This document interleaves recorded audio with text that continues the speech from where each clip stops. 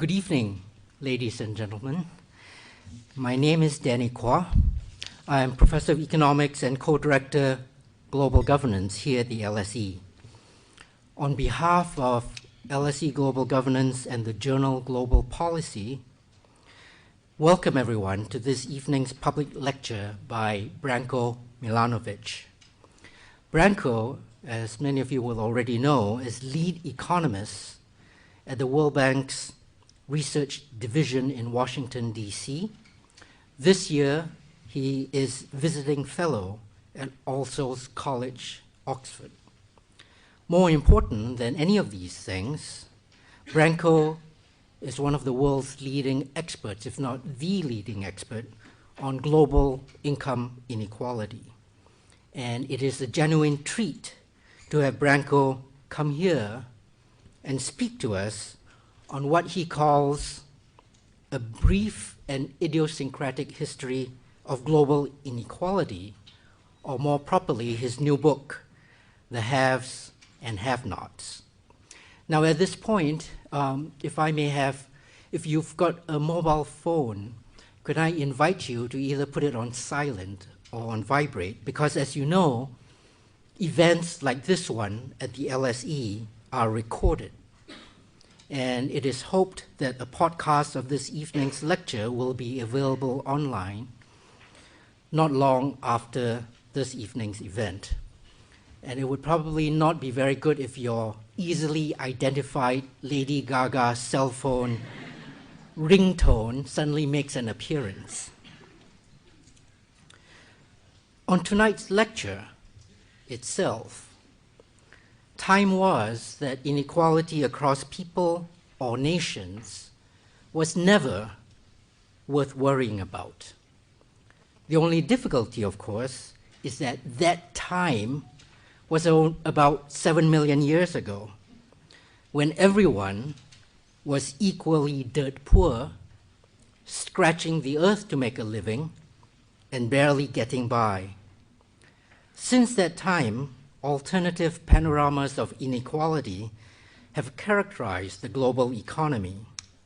And this evening, Branko will guide us on a tour of the significant contemporary and historical features of those landscapes.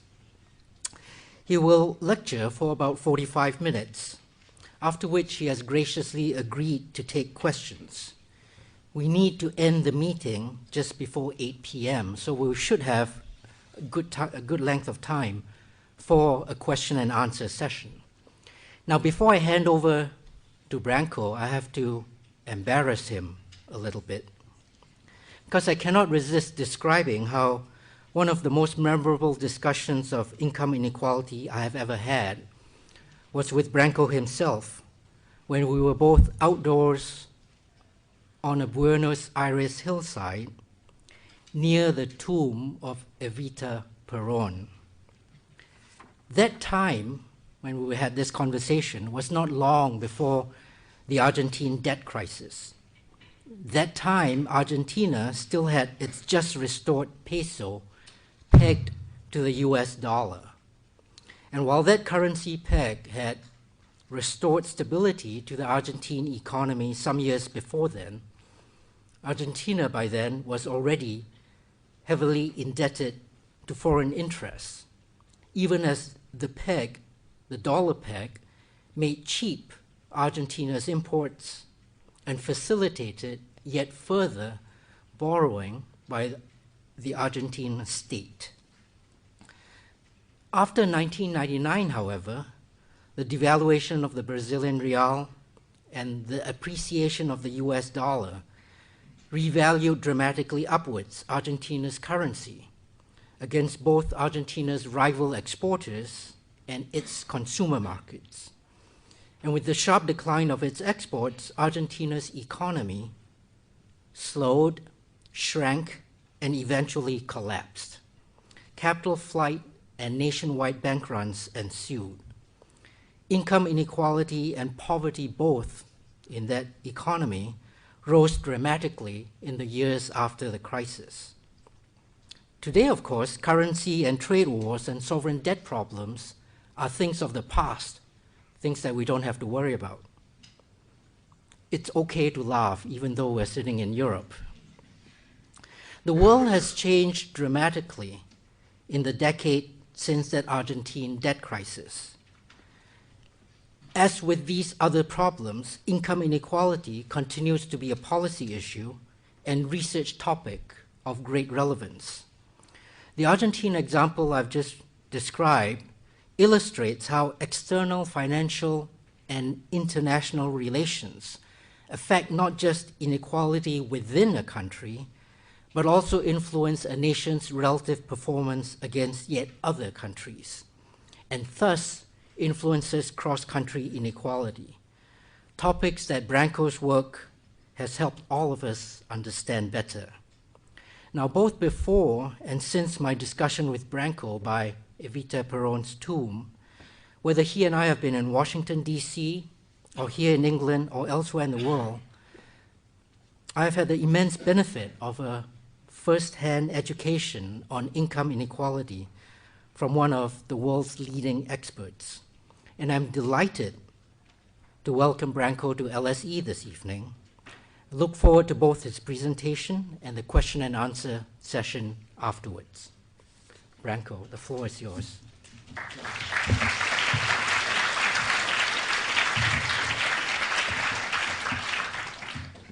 Thank you. Thank you very much. Thank you so much, Danny, for this beautiful introduction. When you mentioned Buenos Aires and Evita Perón, I could not remember all the details. I was a little bit worried had I said something which was inappropriate or wrong, and then I was happy that the comment did not go in any such direction. And of course, I'm very grateful to Global Policy for inviting me. I'm very grateful to LSE for being a host here.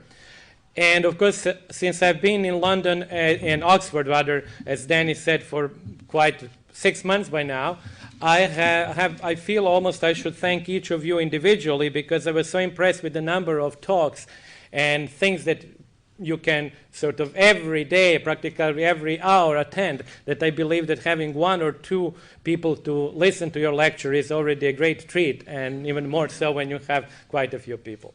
Now, I'm going to try, as Danny said, I will try to speak for about 40 to 45 minutes, and then I would be very happy to have you ask me questions, because obviously one of the pleasures of somebody who works in an area is that, you know, people are somewhat interested in what he does. So I will try also to convey, if I may, if I succeed, something of the excitement of this area, because I do believe that inequality, and particularly global inequality, is an area which is really a relatively new topic. It's new because until globalization, and even technically until we had household surveys from most countries in the world, we really could not even do any empirical work on that. So in other words, it's new for 2 reasons. First, in order to do some work, you have to have data, which means you have to have household surveys from most countries in the world. And secondly, your mind has to be attuned to that. And one's mind was not attuned until really this era of globalization. Now, because I know that also very many of you, or some of you rather, I hope not very many of you, some of you might actually have to leave early, I have decided to give you a very brief sketch of the book. Now, the book really has 3 essays which deal with 3 different types of inequality, each of them important. The first essay is about inequality within nations. That's what we are most familiar with. It's like inequality in the UK. We know that it's much higher now than it was before Margaret Thatcher, for example. That's this type of inequality. The second is inequality between countries. And that's the type of inequality that also we are familiar with when we say that Moroccan incomes are less than Spanish incomes. We are really meaning the average income in Morocco is less than average income in Spain. The GDP per capita, which is an average number, is less in Morocco than in Spain. So that's my second essay. And the third essay really combines these 2 and looks at global inequality among citizens of the world. As you can sort of intuitively feel, the third is already a combination of the 2. But after each of these essays, which many of you might read or might not want to read because they're a little bit sort of more demanding, I illustrate each type of inequality with about 8 to 10 vignettes, stories from literature or actual life, which make it, I believe, more accessible and easier to read. So what I plan to do today is that I would actually like to start with some of the key messages from the book, because I'm afraid, as I said, some people might leave early, and I don't want them just to leave with the impression that they're only fun vignettes. Of course, I like to tell you that they are fun vignettes because I hope many of you would buy the book, but there is more in a book than simply fun stories. There is really a message, and there is, I think, an important discussion of inequality today. So let me start. This is, as you might have read, this is the epigraph of the book. I have here two quotes.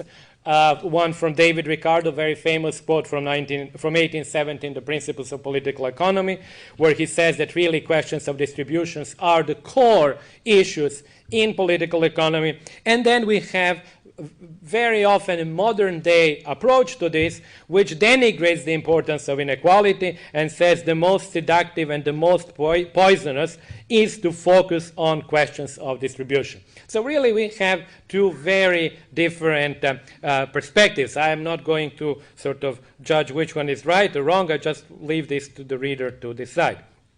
So now let me go briefly over this overview, where I actually have only 3 slides, but I think these are important slides, and I hope that you would actually, if you take anything from this, other than the vignettes, I really would like people to sort of remember these slides. Now, the first one I call the mother of all inequality disputes, because, I will explain it in a moment, because you will see that depending on what type of inequality we want to look at, we will actually have pass a judgment that globalization has increased inequalities or has reduced them. So let me show them.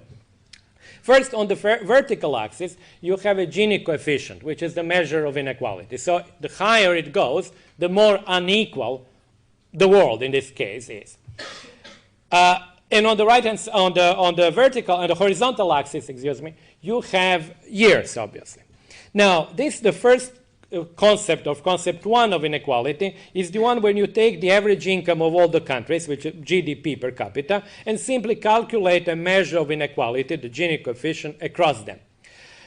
For many reasons that I will not go into, we really start with early 1950s, and in the 1960s, with the decolonization, the number of countries that are included there increases. As you can see, that concept, which really measures inter-country inequality and does not take into account at all the number of people who live in each individual country, that concept stays more or less flat until 1978, 1980.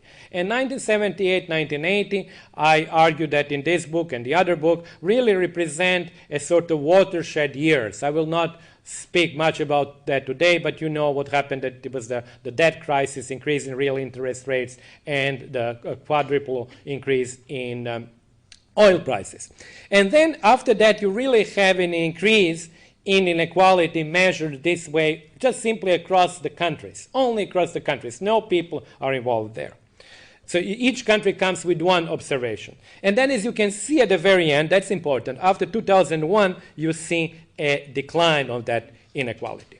Now, this is what economists call divergence, when incomes of the countries diverge, and then you see towards the end a convergence, beginnings of convergence. Now, this very divergence has created many problems theoretically for the economics profession, because we were not expecting that divergence would occur at the same time as globalization progressed. I will not discuss all the reasons why it happened, but it clearly was one of the problems which led to the creation of what is called endogenous growth theory, or new growth theory, which tried to explain the fact that incomes of the poor and rich countries have diverged between around 1970 and 2000. But now there is a different concept of inequality, which I call concept 2, which takes also this GDP per capita, or mean income of the countries, but does one thing which is not done in concept 1. It gives the importance of each country depending on its population size. So if, for example, and as you see how that concept goes down around, starts going down even in the 80s, but certainly in the 90s, big countries like China and India now will determine to a large extent how that concept moves. Because China and India, as you know, start as relatively as actually very poor countries, and then as their growth rate increases and they become less poor and move towards the middle of the income distribution, they start driving that concept down. So now, as you can see, we are already approaching something which is like global inequality, because the number of people included here is everybody in the world. And particularly, as you can see, over the 1990s and 2000, that concept 2 inequality goes down. I don't show it here, but I calculate that until about 2000, it was China single-handedly, alone, that was driving this concept down. Because as China was progressing through the ranks of income distribution and had lots of people, it was reducing international inequality as measured by this concept. After 2001, we have the second engine of growth, which is India. So this is what happened with concept 2. Now, concept 3 is the global inequality between world citizens. That's the one that I mentioned before, and that's one that we really want to calculate. But for each of these dots, you have to have 100 or 120 or 130 country surveys. Some of them are very large, like Indonesia, where I have microdata, or NSS from India, which include 400,000 households, 500,000 households. So behind each of these dots stand probably something like 10 million people with their incomes. You cannot do it for every year because countries don't produce household surveys every year. But I want just to sort of emphasize the point that something which looks really rather trivial as this dot requires enormous amount, not only of work, but not only my work, but the work of people who have put these surveys together, 120 or 125 surveys together, and defined income or defined consumption. And that's why we have them only at 5-year intervals. And as you can see, they don't show much of a change. Inequality is very high. The level of inequality, which is 70 Gini points, is higher than probably it ever was in history, and I'll show that in a second. And it's higher than any individual country. South Africa, which is probably the most unequal country, has a Gini of 60. Now, I guess, because my last data that I have is from 2005, I would guess that because of what happened most recently, with high growth rates of China and India since 2000 in particular, with sluggish growth in the West, in the rich world, I believe that we can sort of guess. We cannot estimate because I don't have the data, and we will not have 2010 data until probably 2013, but we can guess that for the first time there has been probably a decline in global income inequality by maybe 1 or 2 or 2.5 Gini points. These are the Gini points that you see on the top, and currently the overall inequality is 70 Gini points. So this is what are the 3 concepts. And it is really the third one that we are most interested in, because it really takes the whole world as a single entity, like as a single country, and calculates inequality across all individuals, while acknowledging the fact that people in poorer countries face lower price level, and then consequently $1 in India would be valued, 1 greenback in India would be valued more than in the United States. So the price levels are included in this calculation. Now, this is a picture of today's world. Now, we want to go into the countries, and that's my second of the 3 slides that I want to present in the beginning. And this slide tells you the following story. On a horizontal axis, I divide the US population into 100 groups from the poorest to the richest. Each one is the percentile. So the people on the bottom are the poorest in the United States. And then I look at them, and that's shown in a vertical axis. Where are these people in the global income distribution? As you can see, they are around the 60th percentile, which means that the poorest group in the US is richer than about 60% of the people in the world. So they are really relatively high up in the global income distribution, even if within the United States they are, of course, poor, actually by far the poorest. And as you go up in the US, or I could have UK, or I could have any other country, and I will actually show you one striking feature in a little bit later, that, of course, graph goes up, the line goes up, and the richest Americans are, of course, also among the richest people in the top 1 percentile in the world. Now, what is the situation with India? Here is India. Despite the recent growth, India, when you do the same analysis, obviously will have the poorest people in India being at the bottom of the world, but the richest people, admittedly a large group, because here I'm talking about 1% of Indians, which is 10 million people, they are better off than the poorest Americans, but as you can see, they're really not reaching very far up. Now, I'm sure people would ask me what happens to the Indian billionaires and others. I can tell you they're not included in surveys. I can already tell you that right now. And it's not only them. You know, Bill Gates is not included. Abramovich is not included. They're not there. So they might push things a little bit higher. But the essential story, I think, is very compelling here. You have poor countries where even the rich people are just barely above the level of rich countries' poor people. And then, of course, I have other countries, and I'm not going to discuss them because the main story, I think, should be already obvious. And one country that I always like to present is Brazil, because it's a microcosm of the world. As you can see, Brazil spans the entire distribution from the very poorest people in the bottom percentile of the world to the very richest people in the top percentile of the world. And, you know, if all the countries had the same income, and they had the same distribution, they would all be a 45-degree line. So they would be all the same.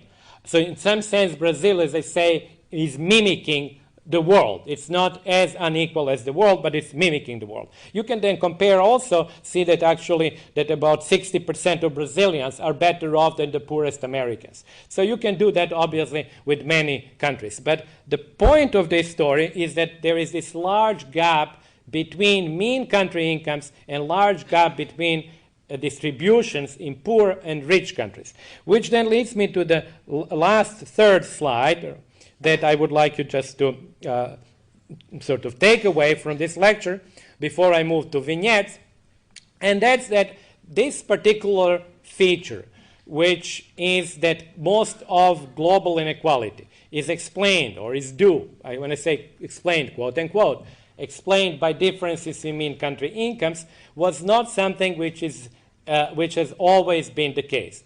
150 years ago, at the time of the Industrial Revolution or before, and even after the Industrial Revolution, gaps between countries were much smaller, and gaps of people within a country were much larger. So most of inequality was due to what I call class. In other words, it mattered a lot in what class you were born or where you were in your national income distribution. And it mattered as well in what country you lived or whose citizen you were, but it did not matter as much as it does now. So this last graph illustrates this really remarkable change in drivers of global inequality. From the situation where what it really mattered was class to which you acceded or where you were born in your country, and location less, we now have a world where location, which means citizenship, matters a lot. Now, it has obvious political implications, which I will just hint to. You could actually imagine that in 1870, when Marx was writing Das Kapital, the idea of cross-country proletarian solidarity made sense because most of inequality was due to class, and if you were poor in country A and country B, your income was relatively similar. But nowadays, it's more difficult to see how that idea would make sense if poor people in rich countries are manifold richer than poor people in poor countries. So it has one political implication. It has also a huge implication about migration, to which I will come in a few minutes. So this is really my introduction, and this is the story of the book, which I hope people would sort of retrieve from amongst the vignettes, because all of the things that I've shown here, they are in the book as well, but they are sometimes sort of hidden in the more fun parts, which are the vignettes.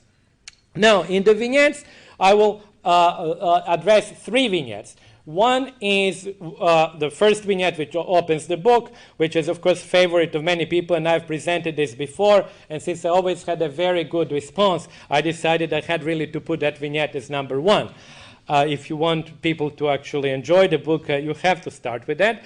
And the vignette represents a contrast inequality in Jane Austen time, the Pride and Prejudice, with inequality today. But now what I've just said to you before, how class was much more important then than today, is something that you're now going to read into this vignette. So this vignette is not going just to appear as a fun story about Pride and Prejudice, but it's going to tell us something more. And of course the story here, for many of you I think that is quite well-known story, is that Elizabeth starts, when the book opens, she lives in a relatively rich, quite well-off family composed of a father and mother and 5 daughters. And they are actually, we know that because when the book takes place, although it was never said in the book explicitly, but we know it takes place around 1803, maybe 1807, we do have income distribution for England and Wales then. And their income, as Jane Austen gives it, places Elizabeth's family in the top 1% of the English income distribution of the time. Now, Mr. Darcy, who has £10,000, we can place him in the top 0.1%. Now, you can already see the huge difference between the haves and what George Bush called the have-mores. Because the gap between Elizabeth, who is living overall, when you take the family's income, at less than £500 a year, and Mr. Darcy, who lives at £10,000, is humongous. It's huge. But in the income distribution, as we know, income distribution increases with your percentiles, and then shoots up very highly. And that's where Mr. Darcy is. Now, the downside of Elizabeth not marrying him is that she might end up with £50 per year, or not marrying anybody in the case that she loses the family estate. Now, that seems, as you remember from the book, as some horrible fate which seems so bleak and so horrendous that cannot be envisaged by her mother. But that fate was a median income of England and Wales at that time. So Elizabeth would not go back to the bottom. She would go to the median. But if you're first percentile, you don't like to go to the median. And that means that if you do this calculation, you actually find out that the advantage of marriage in the case of Elizabeth was 100 to 1 in terms of her income. In the case that if she were to not marry Mr. Darcy and not find a adequate suitor and husband and lose the estate and marry him.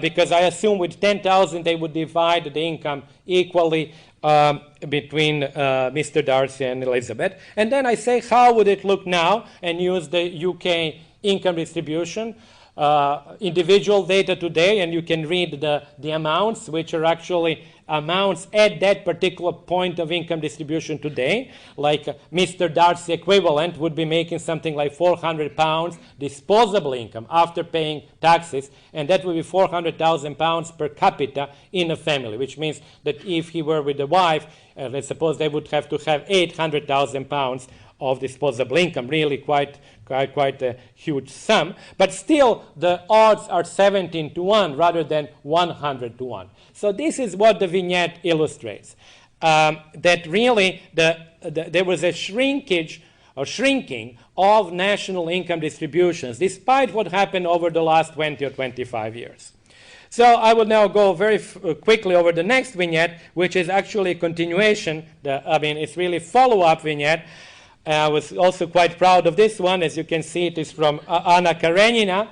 And the story there is very similar. It is not really noticed very much, but it's very similar in terms of gain. Anna, when the story opens up, lives in a palatial house with her husband, who is very rich and whose income is given in the book. It's divided by 3. You see this number 3 there, because Anna, the husband Mr. Karenin, and the son divide that income, and in household service we assume they divide it equally. But Count Wronski is many more times richer than her husband. He's also younger, and he seems to be much better looking. So the gains are really enormous.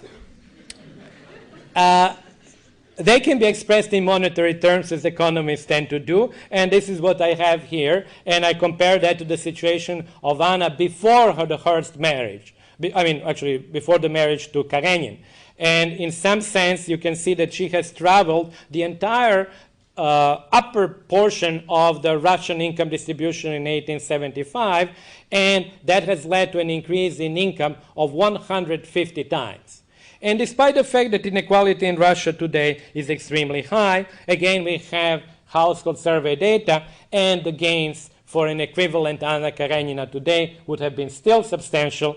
We know that many women are very interested in marrying oligarchs, but they don't enter the survey. And if I just look at the top 0.1% in Russia, of course they have huge incomes, but the gain is still 19 to 1 rather than 150 to 1.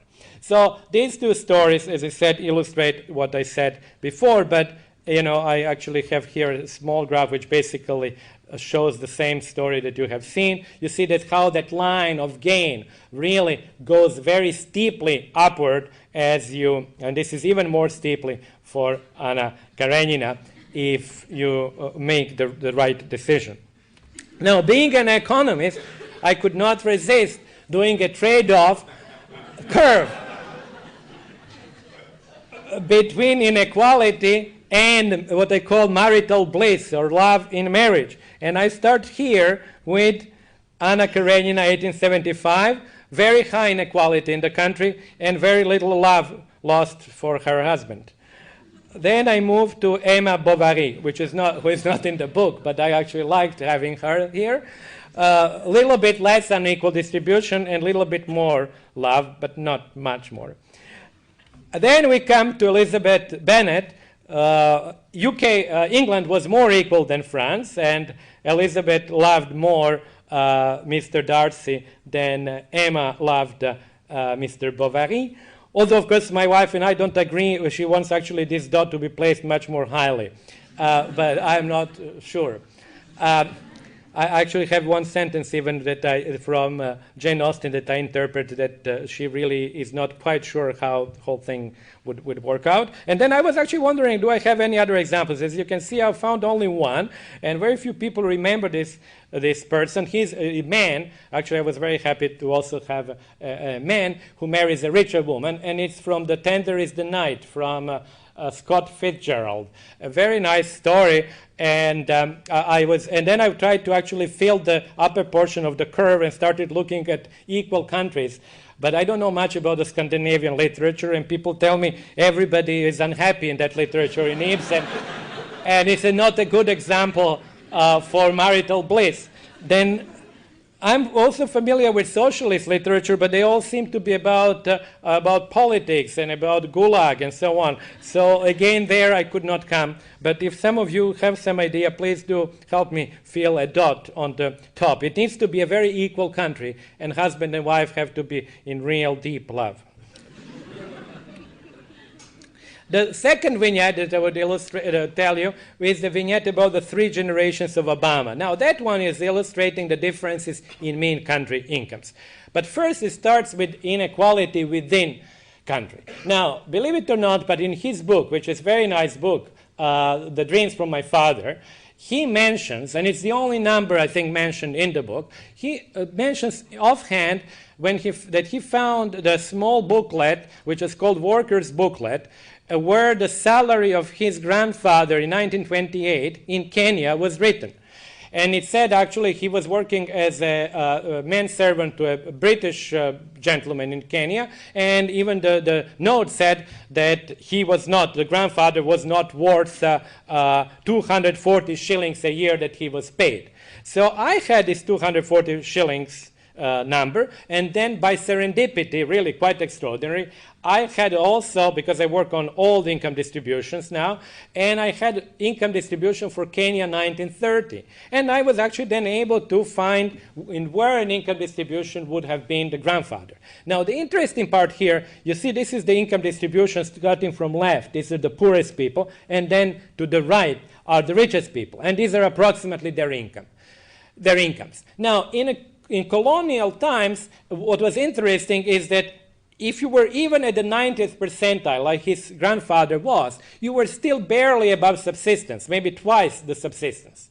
But the very, very top was enormously rich. So really, I thought it was a good sort of a story, a good illustration of colonial distribution, which I actually find in many other countries as well. I find it for Maghreb, I find it for pre-independence India, for Java, for Nueva España, and so on. But in this case, I had a nice example of Obama. So that was how the distribution was then in colonial times in Kenya in 1928. You could be at the 90th percentile, but you would be still very, very poor, and much, much poorer than the people in the top 1 percentile. And this is the reason, I will just skip that. It's actually that Kenya shared, as I mentioned before, shared very high inequality. All these dots which you see here are countries that are colonies that have pushed its inequality to the utmost level. So Kenya was not special. It was simply like any other colony. Now, what was the next part of the Obama story was about his father. Now, the father, as you know, came to the United States in 1960.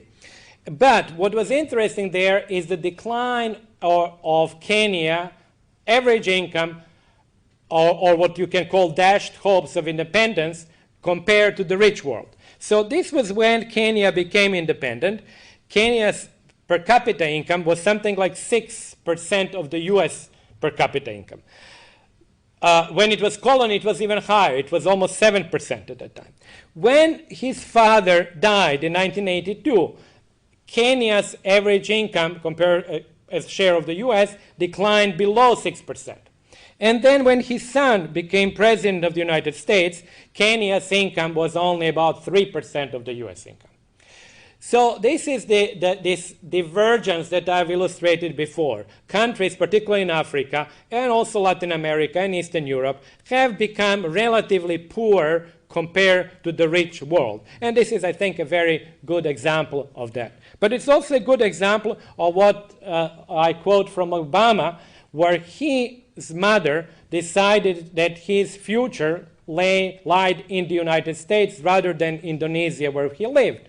And one of the reasons being, as the mother said, is that, of course, his life chances, his opportunities were much greater if he were an American rather than if he were Indonesian. And this is the theme of immigration, which I see really being derived from the original, from the finding that today most of income inequality is due to the differences in income, in mean incomes between the countries. It is a theme that I actually call the citizenship rent, the fact that actually the people in rich countries who are born in rich countries receive, if you were, a rent or a premium from that birth that those who are actually born in poor countries don't receive. In other words, they have they receive, if you will, what is the opposite of premium? Not punishment, but they lose because of being born in a poor country. So this is the third vignette is the vignette with which I would like very briefly to illustrate two types of geographical inequalities. Now, it is not very well known, but today the European Union 27 has about the same level of inequality like the United States. Europeans feel very much like they live in a society which is much more equal than the US, which is true if you take each individual country. But if you take EU 27, you have about the same level of Gini coefficient like the United States. But the difference is that there are different types of inequality. In the EU, and the United States. So I'm not going to read through each of these graphs. I only wanted to show you here that inequality in the US goes from 34 Gini points to 45, which is very high level of inequality. But in the European Union, it goes from 24 very equal countries to 38. In other words, countries like UK and Portugal that are unequal in Europe, if they were states in the United States, would have been relatively equal states there. So we basically, the state level inequality in the United States, it's much higher than country-wide level of inequality in Europe. And this is simply the same illustration where the dark color simply shows you high level of inequality. As you can see, almost all American states are very highly unequal, and only a few European countries are fairly unequal. And I will skip this because we are lacking time, but let me show you the basic story here is the following one. This is the European countries' Gini coefficients that range from very equal countries on the left to some unequal countries on the right. Now, how does it look? This is the average level of inequality in the EU 27. How does it look for the United States? As you can see, it's a very different story. All of US states are very unequal. They practically don't overlap at all with European countries. But the overall inequality, and this is this line, the blue line, the overall inequality is the same. Why? Because in the case of Europe, the dominant type of inequality is the fact that EU 27 now has poor and rich countries. So it is really inequality in the EU 27 is a geographically based inequality, where you have poor people in poor countries and rich people in rich countries. In the US, it's not a geographically based inequality because poor and rich are more or less evenly dispersed or distributed across the United States. So what I illustrate here is that in Europe, you start with an average per country inequality, which is relatively moderate. But because countries are very dissimilar in terms of income with the Eastern enlargement, then you actually end up with a very high inequality overall.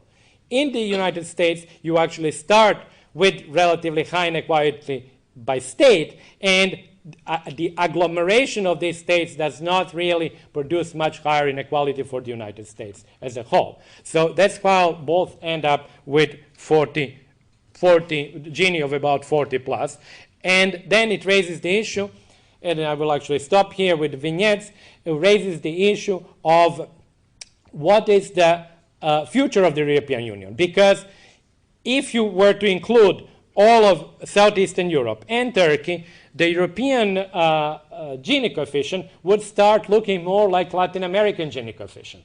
So is there some limit to the enlargement of Europe, which is induced by very highly unequal geographical distribution or unequal geographical incomes between the countries? It is true that actually the European Union has shown that poorer countries can actually catch up with the richer countries, but as you can see here, if you look at this last column over there, the 60% almost of total inequality today in EU 27 is caused by differences in mean country incomes. In the United States, it's only 20. So the fact that there are these two types of inequalities means also that you have really to follow very different policies, because in the American type of inequality, poverty is an individual attribute. In the European type of inequality, poverty is a collective attribute. So that becomes a much more difficult problem to solve. I have a story also about China, where actually China has features which are very similar to EU 27 type of inequality, because coastal provinces, of course, as you know, have become much richer. The urban-rural gap in China is very high. It is 3-to-1 rather than, for instance, in India being 2-to-1. So the inequality and poverty become geographical characteristics much more than only individual characteristics. And since I'm actually running out of time, I wanted to just finish with, I'm going to skip lots of really cool graphs, but I want to finish with one question, because I think it's a nice wrap-up of this whole theme, which is a question of whether really global inequality matters, and what political philosophers, in particular Rawls, have to say about it. So this would be my last part, because as I said, I have here quite a lot about the citizenship premium and migration, but I have to skip that, but maybe we will talk about that during the Q&A.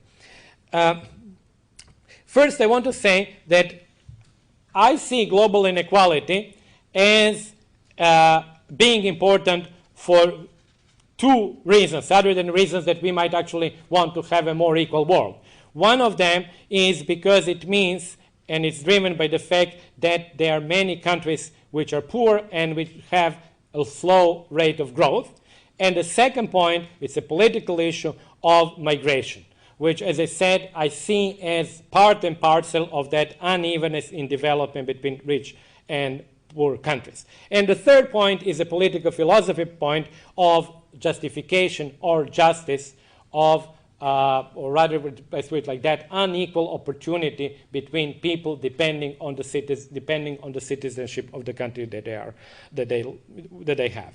Now, Rawls, who is probably the most important political philosopher of this and the previous generation, interestingly does not really care about either of these inequalities. And that's interesting, and I like to use Rawls because Rawls is generally associated with a very liberal and left-wing view, particularly from a theory of justice, where he argued that any inequality is justified only to the extent that it makes the absolute position of the bottom better. Now, why does Rawls, in his subsequent book, the theory, the law of peoples, why does he come, not against that, but why does he have a somewhat different theory? And some people believe inconsistent theory. Well, he actually believes that divergence, about which I've talked before, which means difference in outcomes and growth rates between the countries, does not matter, because what matters is that countries have liberal institutions. It might matter only if there are such burdened countries, that he calls them, which cannot accede to liberal institutions because they are very, very poor. But once they have liberal institutions, their poverty per se does not matter.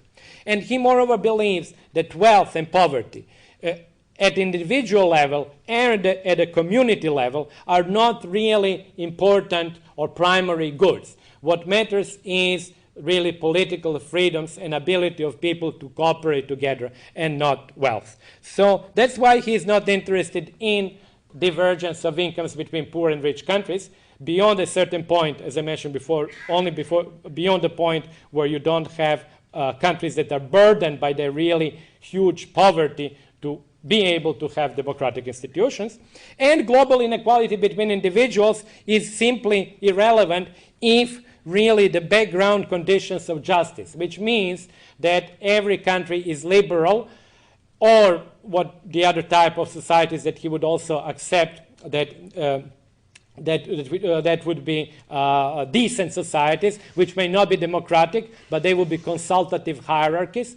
If these two societies exist, this is all. We really don't care whether there is huge global inequality or not. But within national inequalities, from what I just said, from what he says in Theory of Justice, should be minimized. So then, I just want to, this is a quote from Rawls, but I don't need to read it, but I just want to mention that in this view of the world, for Rawls, there is no global optimum as such. Global optimum is simply the summation of national optima. In other words, if each society has become liberal and democratic and has reduced inequality so that it is compatible with highest income for the poor, that summation of society produces globally just society. So there is no global justice. And that's, I think, a very important point. Now, when we know that, we ask the following question, and this is what I will finish, is we say, okay, well, today we have both that people within countries have different incomes, and countries are either poor or rich. And what is the Gini coefficient today? I mentioned to you that's a measure of inequality that can go up to 100 theoretically when the entire income is taken by one person. But number 70 is an extremely high number. It's a number that is higher than South Africa, as I said before. It's a number that is twice as high almost as UK inequality. So this is what it is today. Now, according to Rawls, if all countries, inequality in each country would be reduced to such a sort of fathomable extreme that everybody would have the same income, so that the Ginis would be zero, so everybody would have the same income in the UK, everybody would have the same mean income in France, and so on, we would still end up with 61 Gini points of total inequality. And this is the point that I mentioned before. Even if under such extreme assumptions, you still would have left more than 80% of global inequality intact, because the most important factor is differences in mean country incomes. So now go to the other extreme, say, as economists believe, that actually all incomes of the countries would converge and each GDP would be the same in the entire world, but the distributions would remain as they are now. Then we would end up with a Gini of about 45. So these are the, I would say, illustrations of what we can sort of at the extremes expect. This is what we have today. This is what the Rawlsian world would look. And this is what the world of convergence would look. And then, of course, there is a world of Shangri-La, of Nirvana, when, of course, the Gini is equal to zero, because all mean incomes are the same, and all people have the mean income of their country, which is, of course, the same of across all the countries. So, and essentially, the reduction of global inequality and the reduction of what I call the citizenship premium or citizenship rent is possible in two ways, I think. And I think these are really the conclusions or the policy issues of the 21st century. Either a slow and sustainable way, which is higher growth rates of poorer countries, which is a way which I think many of us would prefer, or a fast and possibly politically tumultuous way of increased migration, which we know is one of the ways that global poverty and global inequality would be reduced. So essentially, and I leave this last sentence, either poor countries will have to become richer or poor people will move to rich countries. Thank you very much. When you get the microphone, please identify yourself and say where you're from. And please try and make your question a question rather than a complimentary lecture. One of the really nice things about the LSE, of course, is that everyone is extremely knowledgeable and well-read, and we all have strong views that we want to test against you. But in the interest of this evening's discussion, please make it a question. Branko has taken us through his book and his views about global inequality. He's given us many lessons to think about. Among them is how location trumps class in the modern world as an explanation for inequality. And embedded in that is the idea of how we should be thinking about the death of solidarity across any idea of an international proletariat. It is countries and locations that will matter. He's used this to help us think about the European Union versus the United States, where inequality across these two large groupings overall is about the same across the two of them. But the EU is unequal because it has poor countries and rich countries, and the United States is unequal because it's got poor people and rich people within states. He's used this methodology to take us through a history of Barack Obama's family against a background of uneven international growth and development.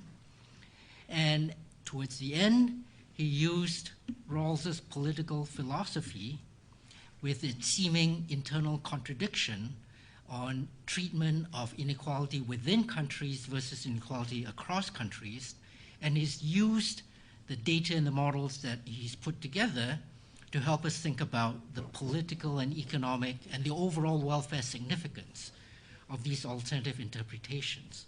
And of course, I do not forget that he's used his ideas to help us think about Emma Bovary, Elizabeth Bennet, Anna Karenina, and a whole vignette of possible other stories that you can put together in a modern telling of love, marriage, and infidelity set against different patterns of social inequality.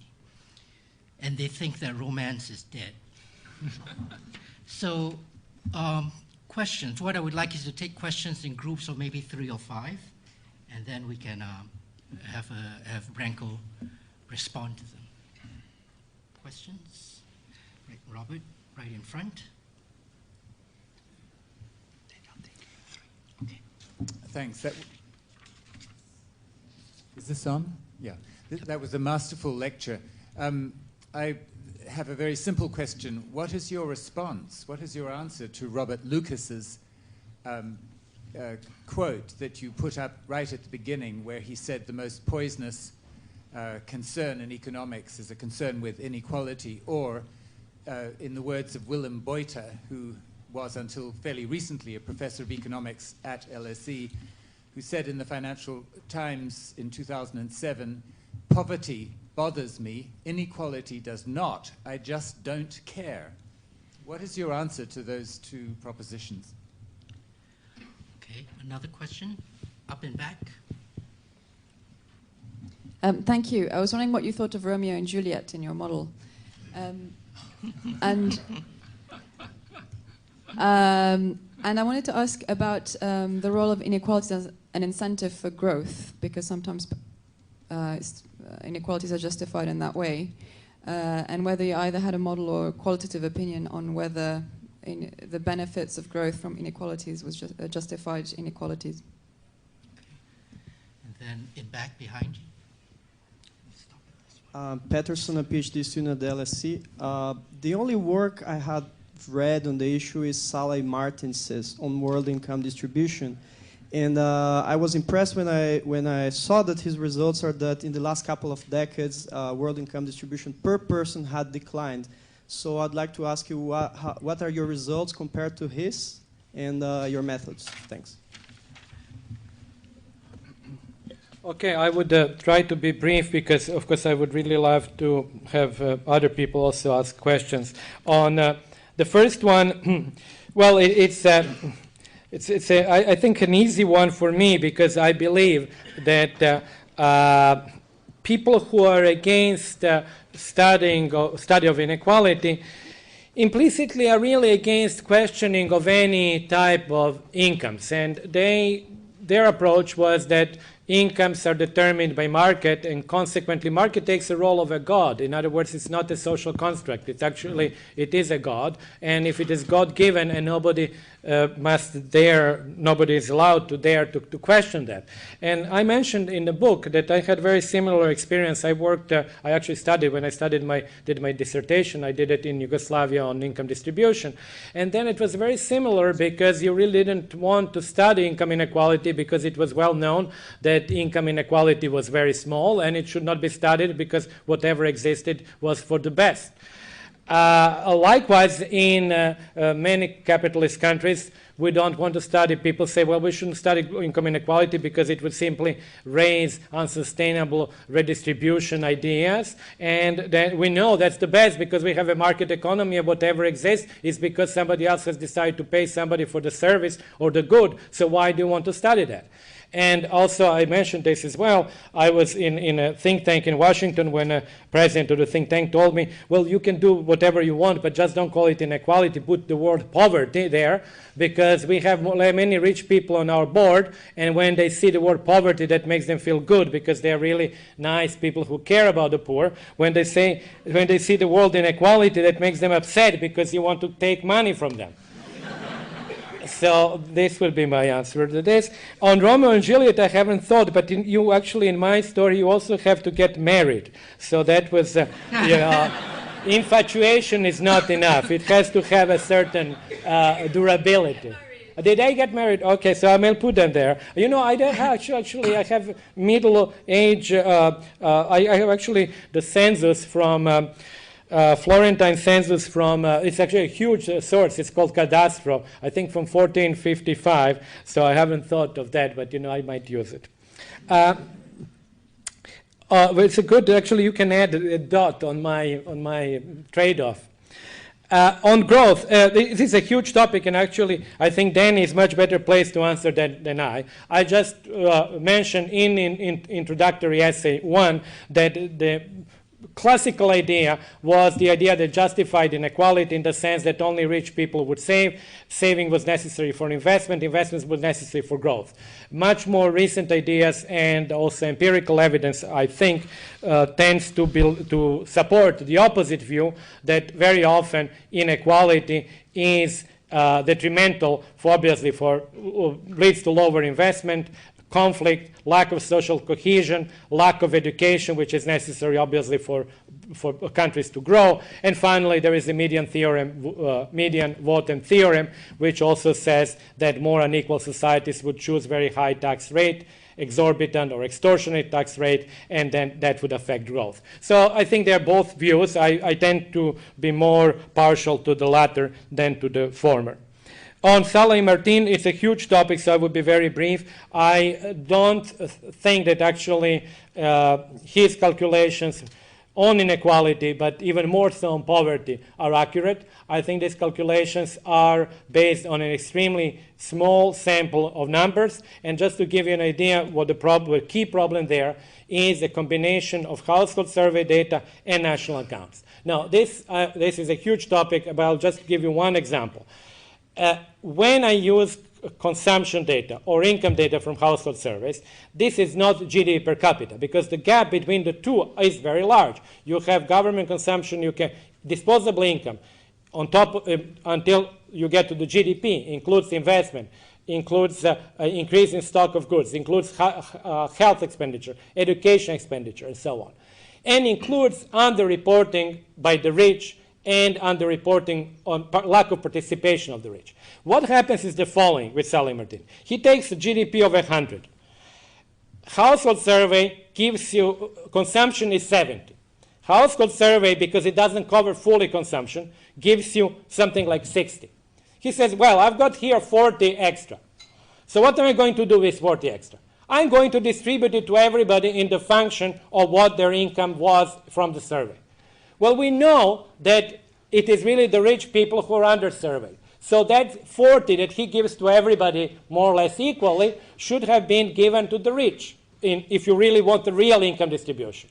So as I wrote that before, I said this is really the only redistribution that many right-wing people would subscribe, because it's a paper redistribution. You just take 40, which was part of the GDP and not of disposable income, and distribute this across. So in that sense, I think that his methodology is inaccurate, and actually surprising that it has actually received so much publicity, because it really combines two incompatible sources of data which should not be combined. And people, I think, who actually read and very highly praised that were probably unfamiliar with either accounting or with sort of data that come from household surveys. Thank you, Branko. Can I exercise chair's prerogative and re-ask Robert's question on poverty and inequality, maybe in a slightly different way, because the way you answered it, you described your experiences with these with relatively rich people in Washington, D.C. who had certain views about poverty and inequality. Right. But you described it to say why they prefer to think about poverty, not inequality. But let me give you a different scenario. Suppose that I confront you with two different societies. One society is very egalitarian, but they are all just a smidgen above poverty threshold, however you want to define the poverty threshold. Everyone has the same level of income, but they're just a little bit above extreme poverty. Take a different society where the average income there is 10 times what this other one is. They have some inequality, but that level of inequality never overlaps with the first society. So I think Robert is channeling Willem in this context, rather cheekily, I think. But suppose I were to ask the question this way. In your view, which of these societies should we be thinking, oh, that's where I want to go live? No, I'm not. Yeah, I would agree. I mean, I would say I would rather live in a rich society that has inequality than in a poor society that is fully equal. I think, if I were to take Rawls' opinion, I would say the more unequal society is better, because even the worst off person in in that society is better off than 99.9% of people in poor society. So I actually would prefer the latter society.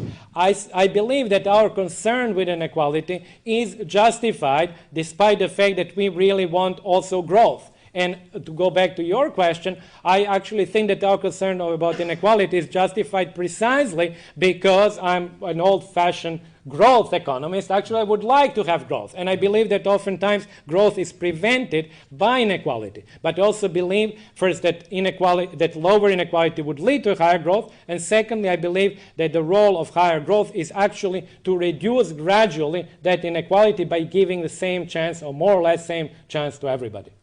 Thank you. Okay, we'll take another clump of 3 questions. So up in front here.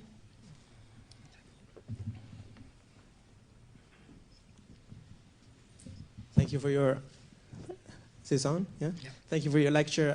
My name is Ali Adeli. I'm representing an Iranian think tank, non-governmental, called Ravan Institute. I mean, 3 weeks ago, I visited one of the poor area of Iran, southern Iran, Khuzestan, which is a very oil-rich province, but the people are very poor over there.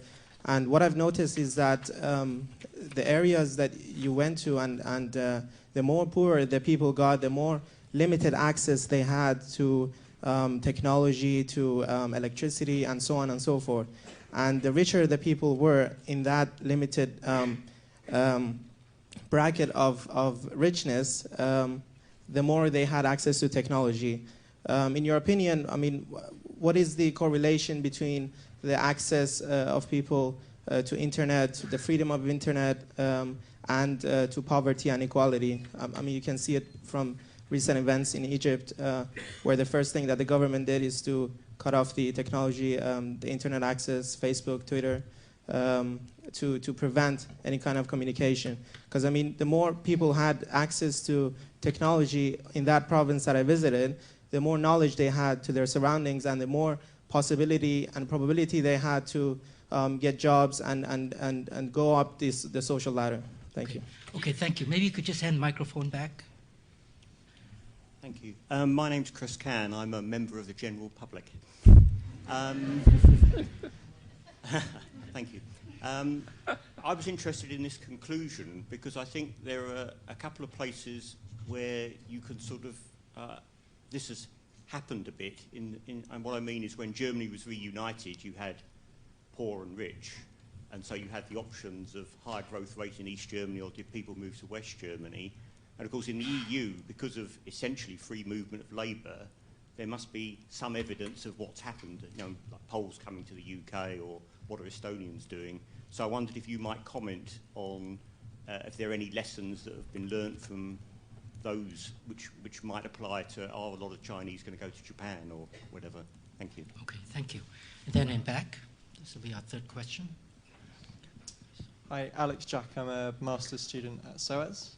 I'd like to ask what might be quite a boring question, or seem like a boring question, but how reliable do you think the data is on equality, and what efforts are being made to improve it? Thank you. Okay, thank you again for the questions. I'm a huge fan of information technologies. I will not go now expose how great they are. I absolutely believe they are, world transforming in their influence.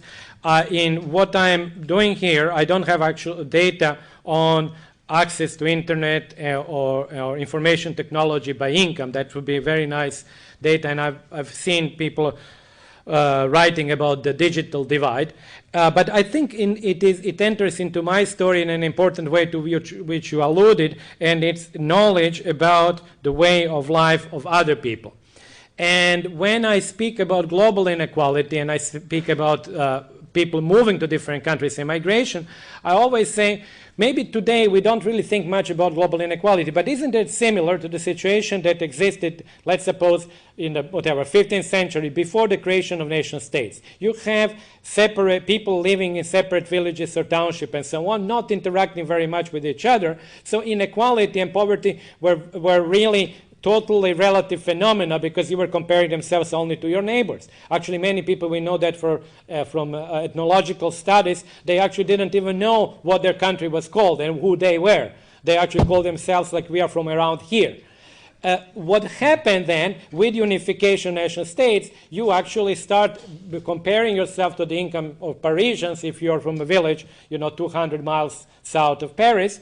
And the same thing I think is happening now, thanks to the information technologies in part, because we can see now much better these income differences. And I think they would be a further force that would lead people to move and to migrate. The second point, it's a very good issue, point that you raised about West German and East German integration. There are studies. East Germany came in with relatively equal income distribution. West Germany was more unequal. There was a migration of labor. As you know, the gap still exists. It's substantial. People speak of German mezzogiorno, and the gap is not being sort of obliterated, but income distribution inequality in the Eastern Länder has now increased. However, we know also from the EU experience, I mentioned that before, that poorer countries like Greece, Portugal, Spain, and even Italy and Ireland have converged toward the EU mean, and actually in some cases overtaken the EU mean.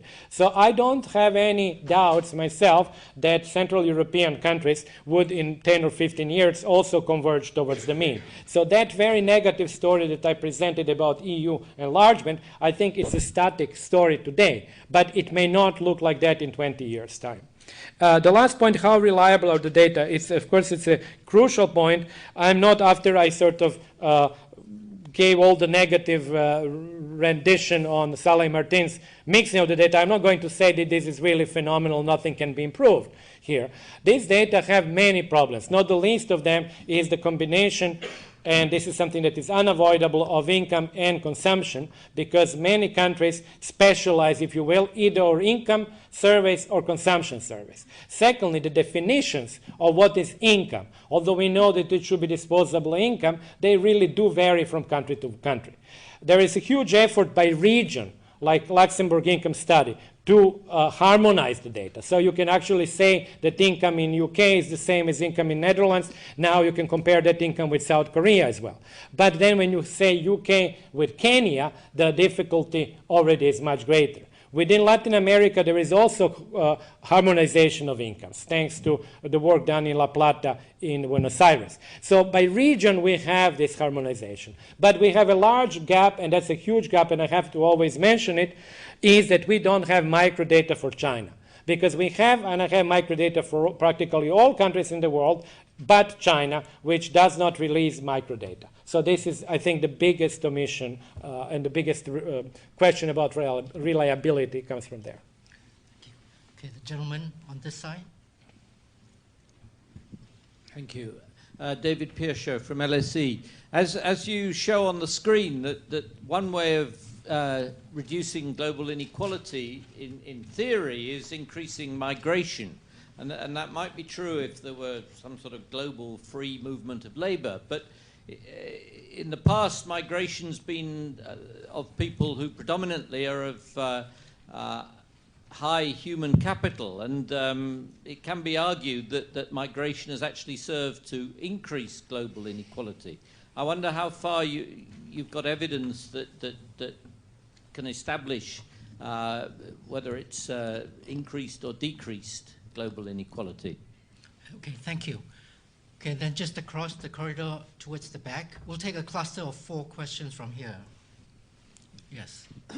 I would like to know, you see, I was recently in India, and I felt that there might be a vested interest of rich middle class to keep 300, 400 million people to get their services cheaply and not strive to uplift them from poverty.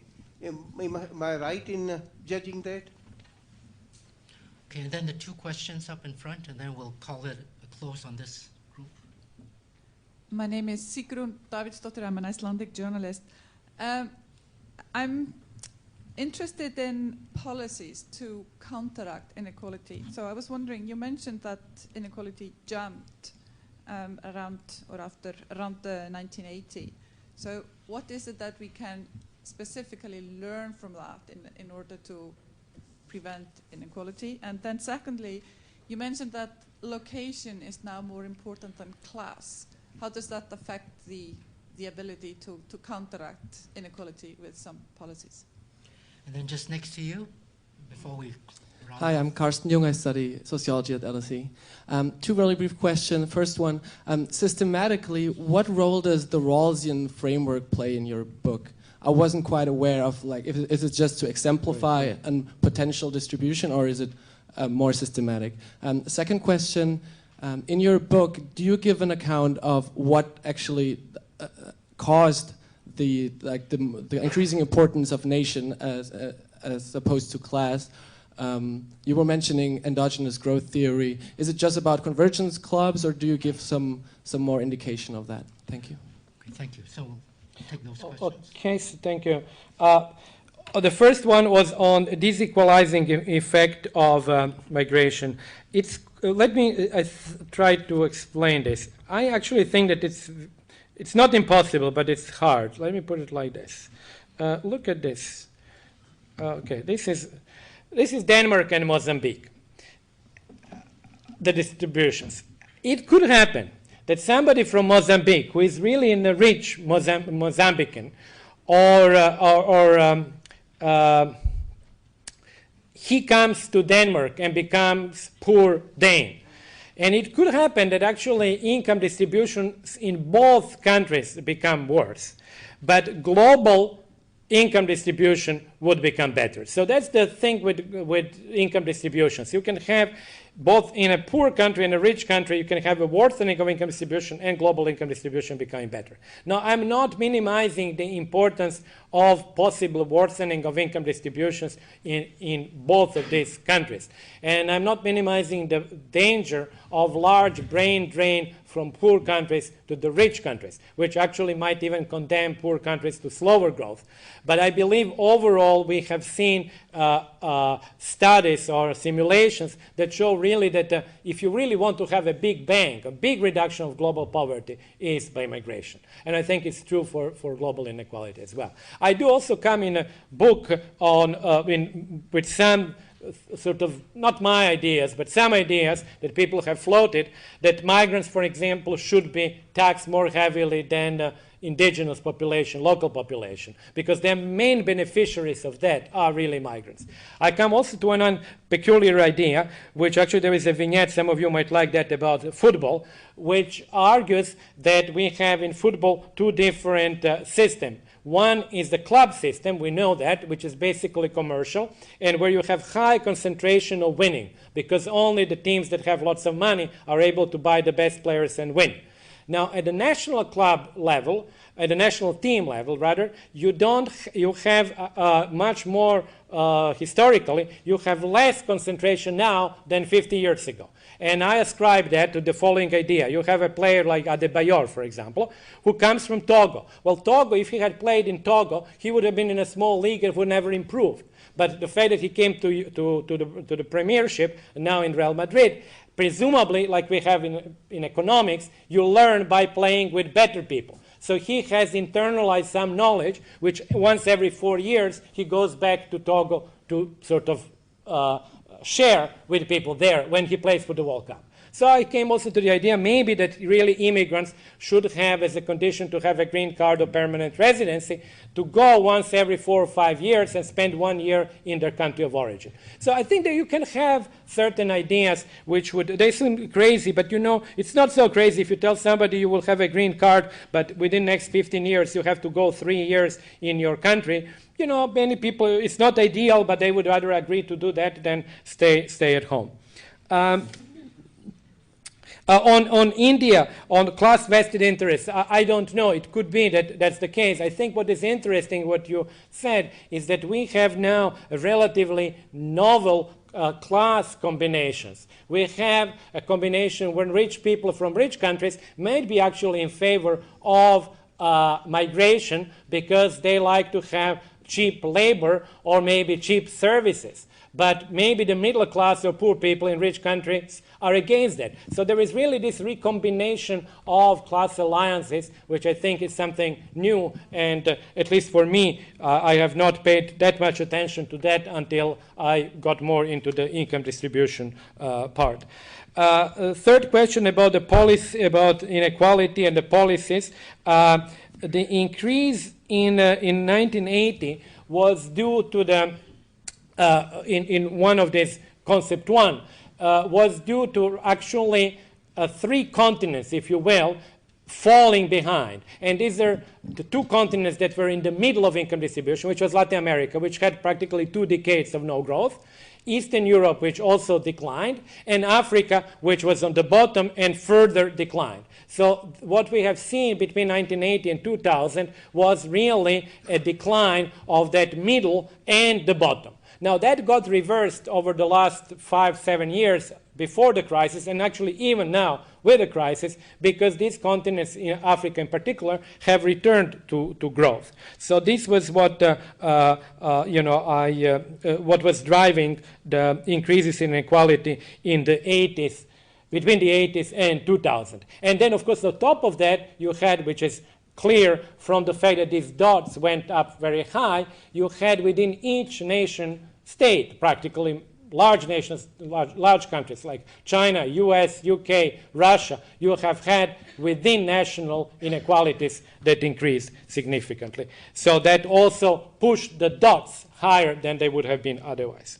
Now, what is the role of Rawls? Rawls plays quite an important role in my book. In the first essay, I really come very sort of squarely on the Rawlsian side in the argument, and partly in what I replied to Danny's question when somebody asked me, like, what really you believe should be a fair distribution. Rawls has a very good, a very strong line where he says that every inequality which is not to the benefit of the poorest is unfair. So basically, the theory of fairness and theory of inequality in Rawls are very closely knit together. And I found that quite persuasive. The reason that I also wanted to introduce Rawls in the global framework was because I was a little bit, I should not say puzzled, but I was a little bit surprised how different in some way his book, although I think it's consistent, but it's different, his global book, The Law of the People, The Law of Peoples, compared to a theory of justice. So Rawls, in my opinion, I mean, it seems to me that he plays quite a big role in my way of thinking. I'm sorry, what was the last one? Is it convergence, I believe? What was the last, the fifth question? I have not... Well, what caused the increasing importance of nations?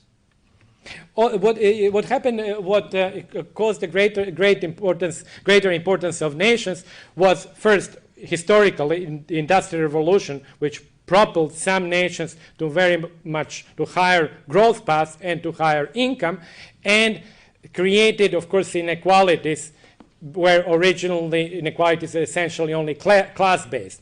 And that sort of movement, if you will, continued all the way to practically maybe 20 years ago or 10 years ago. Basically, it is China, as I said before, which was the first big country to overturn that development. And until very recently, China was alone. To some extent, you can actually see China as this sole bulwark fighting against global inequality, because China alone was able to maintain global inequality where it was. And now we have, of course, India as well. So actually, I'm now feeling much more confident that we might see a decline, because before we based all our conclusions on the assumption that one country will continue to grow by 10% a year. But if we have now several, 5, 6, Brazil is coming there as well, I think we can actually feel more confident that actually the global inequality might have actually turned its peak, past its peak. We have time for one last set of questions. So perhaps just these two will be the last question. Okay, 3. So we'll have 3 very short questions because we are pressed for time, please. Thank you. Andrea Kaczewski from the World Development Movement. Like me, do you believe the system's rigged to keep the rich rich and the poor poor? and by that I mean by powerful institutions. Like we've seen the World Bank give loans to developing countries so they increase their debt rather than helping them by grants. Okay, so it's the world system rigged. Second question and then the final one. The green jumper, the green jumper in back. Thank you. Emre Bayram, visiting researcher from the European University Institute. A recent report, actually IMF working paper, pointed out the role of income inequality in the emergence of financial crisis by Kumhoff and Rancière. And one of the policy suggestions is actually that it might be less costly for governments to redistribute compared to the fiscal costs of the financial crisis. What do you think about this policy suggestion? What do you think, what is the linkage between the financial crisis and the income inequality, both at the national and global level? Thank you. Okay, thank you. And very last question over here. Sorry. Hi, thanks very much for this lecture. My name is Rita, founder of Virtusec. And my question is, what is your view on the inequality and growth rates of Australia? Okay. Okay, I will be very brief because we have 1 minute and 30 seconds, it seems. Is the system rigged? I'm not sure if it's rigged, but I do think that, of course, many people like Thomas Pogge, for example, or Singer have written that the system is unfair in the sense, and Robert Wade, in the sense that the system systematically favors richer countries because they're more powerful and they're able to impose the rules of the game. I think the system is becoming maybe more balanced now because the emerging large countries like China and India, Brazil are able to, I think, affect a little bit the system. But I don't, rig may be too strong a word for me, but it's unfair. I would kind of go along with that. On financial crisis and inequality, I have actually, I'm fortunate to tell you that, I have a whole story in a vignette, and which is actually an op-ed piece that I wrote in 2009 that brought in a link, which I believe does exist between inequality, rising inequality in the United States, and the financial crisis. So because it's a little bit a longer story, I would just have to ask you to read it, or maybe just download it, or maybe just borrow it from a friend.